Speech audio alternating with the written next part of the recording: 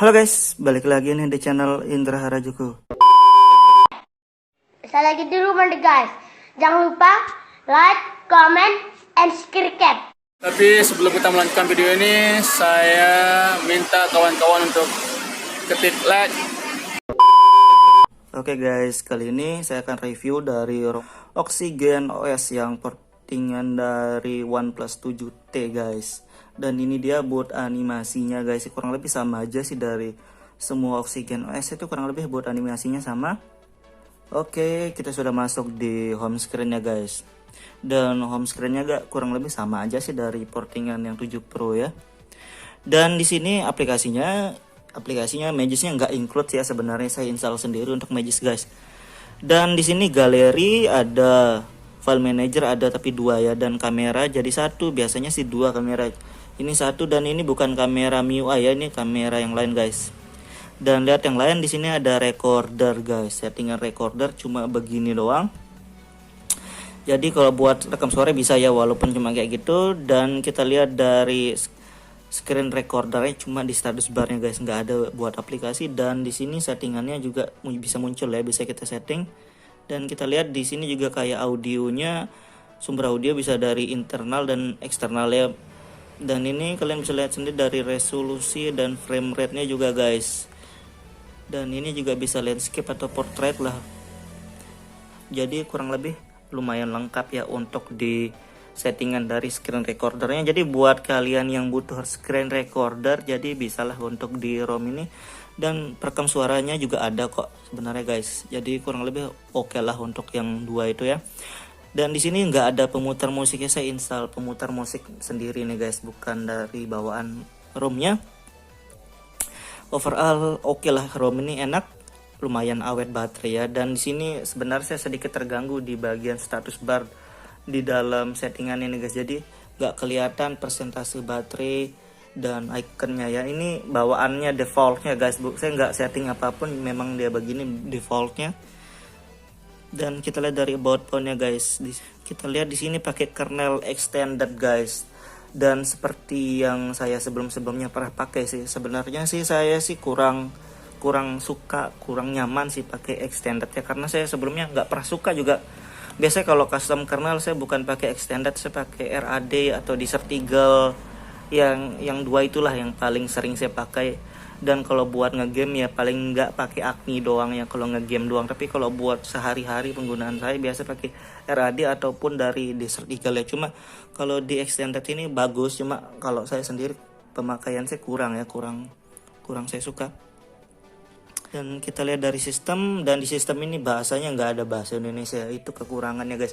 Di sini cuma ada bahasa Inggris, nggak ada bahasa Indonesia. Ini banyak cuma nggak ada bahasa Indonesia. Jadi buat yang cari bahasa Indonesia di ROM ini nggak ada, oke. Dan di sini settingan OTG, dan kita lihat lagi developer optionnya guys. Free memorinya 400-an ini. Saya sudah baru kelar main game sih dari tadi sampai lowbat ini ya. Sisa 13% guys, cuma nggak kelihatan ya. Sisa 13%, dan pemakaian saya di sini sebelumnya saya pakai sosial media dan ngegame aja ya, beberapa match doang sih.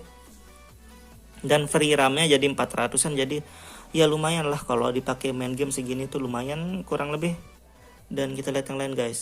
Di sini seperti utilities ini wajib aja sih, cuma saya nggak terlalu pakai lah, nggak terlalu pakai untuk di settingan utilities ini. Coba cuma seperti ini ya, saya lihatkan guys.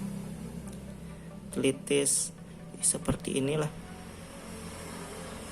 kalian bisa lihat sendiri, nanti cek sendiri.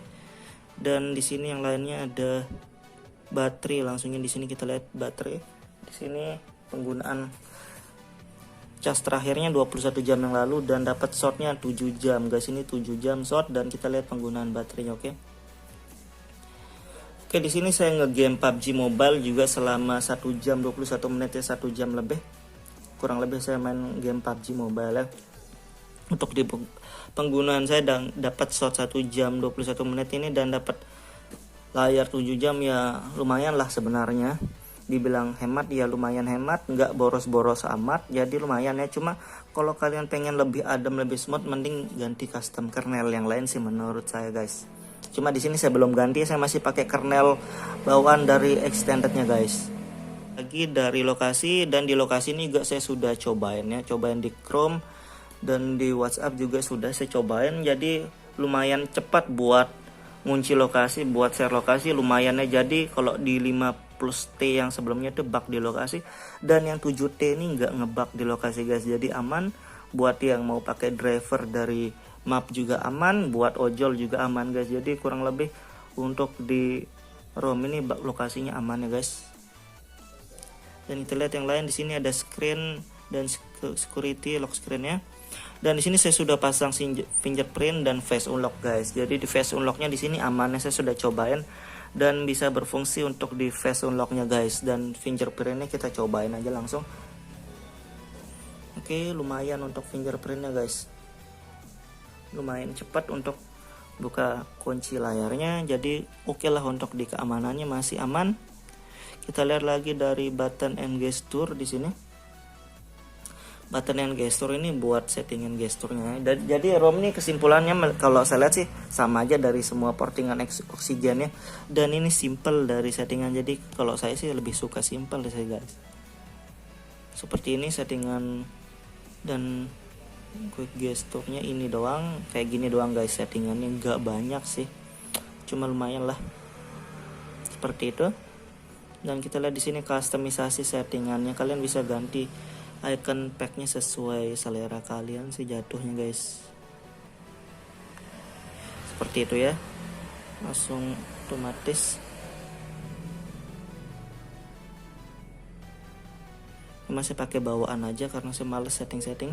Dan di sini icon-iconnya seperti itulah kurang lebih, dan bisa ganti tema gelap dan tema terang guys di ROM ini. Jadi oke. Dan di display juga ada dark mode nggak ya? Di sini mana dark mode? Oke, night modenya juga ada guys. Ada set fitur ambient juga ada di ROM ini. Kalau kalian butuh ambient, settingan status bar cuma ini doang ya. Seperti ini. Oke, cuma itu doang. Dan di sini kita lihat dari Bluetoothnya bisa berfungsi dengan baik guys, aman. Dan WiFi kita tes di hotspot juga normal ya guys, normal untuk hotspot. Jadi untuk settingan di ROM ini aman semua ya. Jadi untuk settingan dari hotspot, WiFi, dan baterai, sidik jari, dan semuanya masih berfungsi dengan normal ya. Lokasi juga aman. Dan kita cobain tes game PUBG Mobile sekarang guys. Oke guys, jadi kita sudah login untuk di game PUBG Mobile di sini guys. Dan kita lihat langsung aja dari settingannya guys. Settingan ini sudah smooth ya, dan bisa HD. Dan memang seperti biasa sih kalau di kernel extended itu memang sudah bisa PUBG grafis HD sebenarnya guys. Dan kita cobain nanti di akhir ini. Dan kita lihat di audio juga sudah high ya. Jadi buat ngegame sih nggak kalah enak sih sebenarnya di ROM dari portingan ini guys. Jadi buat ngegame bisa HD, dan kita cobain satu match. Oke guys, kita sudah masuk ininya, dan ini grafis HD guys. Jadi kan dari tadi sudah lowbat lagi 10% lah kurang lebih. Tapi ini nggak nge-lag ya, saya ngerasain masih aman-aman aja. Masih aman-aman aja nih guys. Sebenarnya saya sedikit terganggu sih ngerekam sambil ngegame ini guys, agak sulit ngelihatnya. Cuma nggak masalah, kita cobain aja bentar ya. Musuhnya mana nih guys?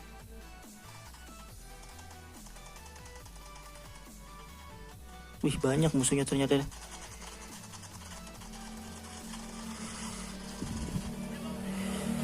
Wih, serem amat.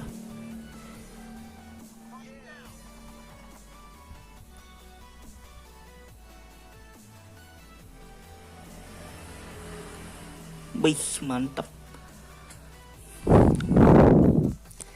Rame amat guys. Jadi kalian bisa lihat sendiri ini nggak nge-lag ya.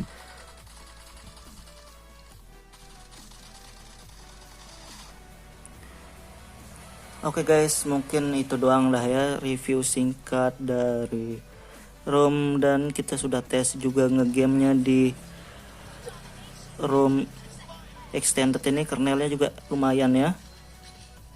Oke, buat kalian yang pengen coba nanti kalian bisa Cek link download di deskripsi guys. Oke, buat kalian yang suka dengan video ini jangan lupa like, share, dan subscribe.